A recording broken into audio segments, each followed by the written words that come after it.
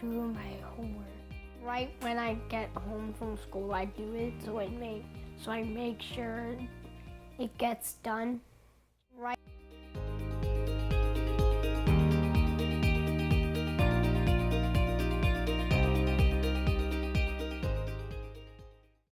So let's take a minute and talk about, like, what does that mean as, like, a parent or family member, you know, somebody who's got a young person in their life, who's going to middle school, who they love. What is the big shift that, like, we as adults need to make to support our young people who are going through this? Because we already talked about academically, things are getting harder. Mm-hmm. And it sounds like on top of that, in terms of like the expectations that we have of how students manage themselves are also getting harder. Yeah. So what should we as adults do to support the young people in our lives that we love who are going through this time? I think if an adult looks at it, you're going to have to support me on this because I don't have kids, and I feel like you're going to have like extra input because you do have a little kid. But I feel like an important lens shift for a family is like in elementary school, build up the academic skills, no learning gaps, no academic deficits. They mastered everything in elementary school. Now, so academically they're ready. Now in middle school, instead of focusing on them being academically ready for everything, because like you built that foundation. In middle school, I feel like as an adult, as the modeler for a kid, what you need to focus on is building an executive functioning foundation. How can I help my kid be organized? How can I help my kid learn to manage time? How can I help them learn to prioritize what they're doing? How can I help them create a homework routine and then stick to that homework routine? How can I help them plan? When am I going to do that project that's due in 2 weeks? So like, I feel like it comes down to like, all right, now academic preparation is there. And now as an adult in their life, like turn your attention to focusing on like building their executive functioning skills. So like you're not managing them anymore, you're coaching them because kids want to be independent. Like I'm sure every 13-year-old out there is like going on 25. Yeah. So like my 8-year-old is. So like kids want to feel independent and they want to be independent and you want them to do that, but it's got to be that can't be easy to balance at all. But that's the job. That's what you got to do. It's a lot of wisdom. I think, so something I'm working on, my son is 8, and we're doing very low levels of executive functioning. Things like when we get out of the car, do you have all your things? So the big shift from, you know, toddler time to now is that I used to carry around a bag filled with all of his things. Mm-hmm. Snacks, diapers, you name it, toys, all of it. Well, I'm not carrying a bag. He's 8. I'm not carrying a bag of his things anymore. So now it's like when we go to the gym, do you have your climbing shoes? Do you have your sweater? Before we leave, do you have your climbing shoes? Do you have your sweater? Like building that internal monologue. And I think that's when we talk about executive functioning, we talk about that movement from management to coaching. Yeah. What you're doing really is you're building the internal dialogue that your young person has. So that like so you've got is Ben 8 or 9? He's 8. Okay, so you got your 8-year-old and you make the checklist for them. Do you have your harness? Do you have your shoes? Do you have your snack?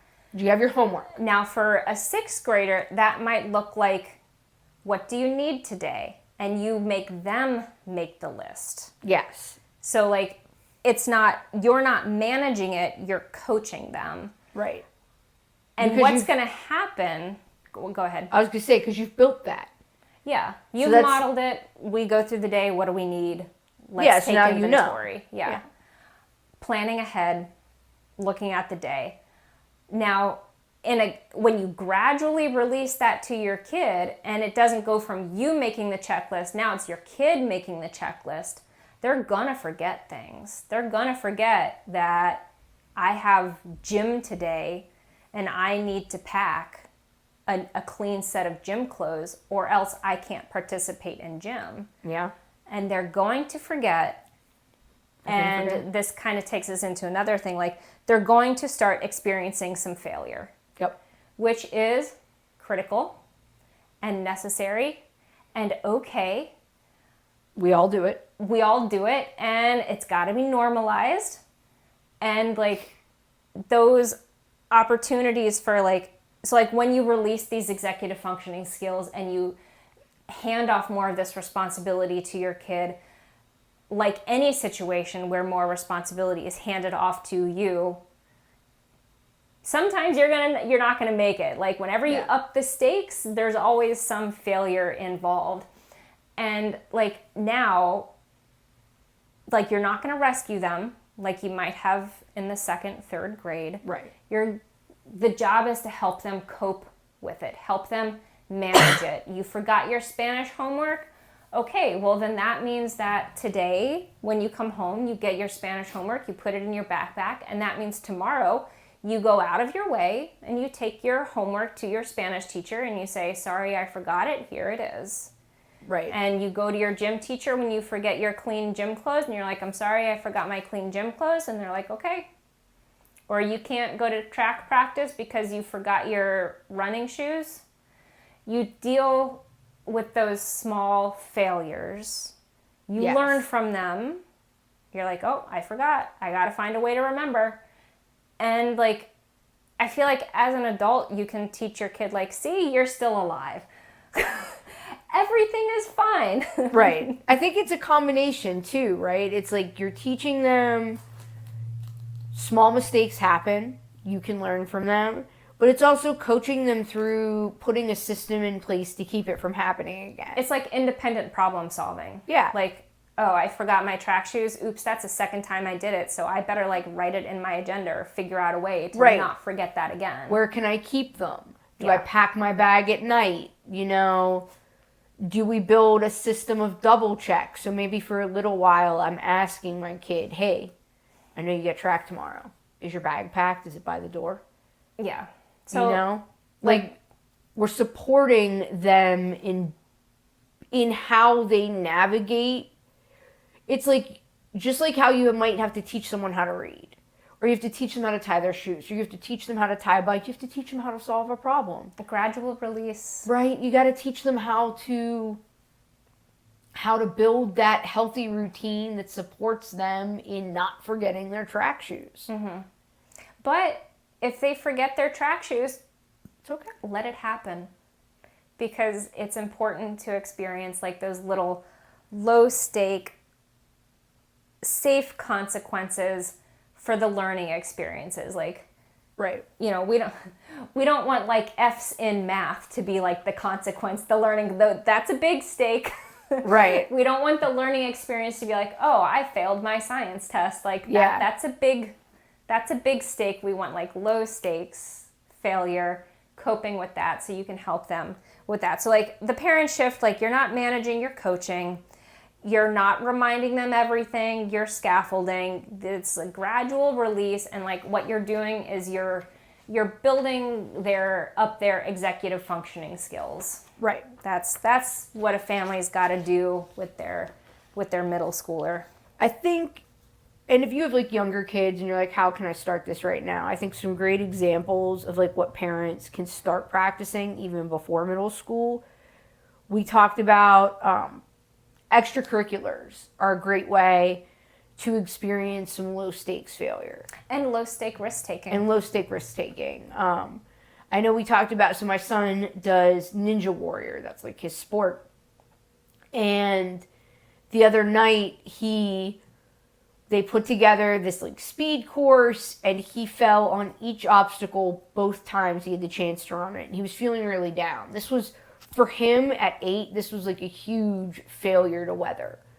You know, he's been training really hard. He had a different expectation in his head of how it was going to go. Mm-hmm. And he felt big feelings. He cried a little. He walked out of the room. He got really teary-eyed. He was struggling to manage his emotions. But at the end of practice, he pulled it together. He went back. He practiced those skills, even in the face of that failure, in front of his coaches, in front of his other classmates, and he was able to get them. So I think, like, coaching them through sticking with it, coaching them through managing what that feels like, because, and I know we're going to talk about this next, that socio-emotional component, right? It's not just that I forgot my track shoes and now I've got to build a routine to remember my track shoes. It's I feel like such an idiot because I forgot my track shoes. I'm letting everybody down because I forgot my track shoes. And that's what we as adults need to remember that our middle schoolers are going through. Because they don't just, middle school didn't just get harder. And it's not just that they have to be more independent. It's that they're also going through this big hormonal shift. Yeah, there's that. On top of that, so what you see is like, oh, it'll be fine. You forgot, that's all right. You'll talk to your teacher tomorrow. They're like, oh my God, the teacher hates me. But it is the biggest thing to them. It is not just a little thing because they haven't learned to cope. They haven't experienced it and come out the other side okay.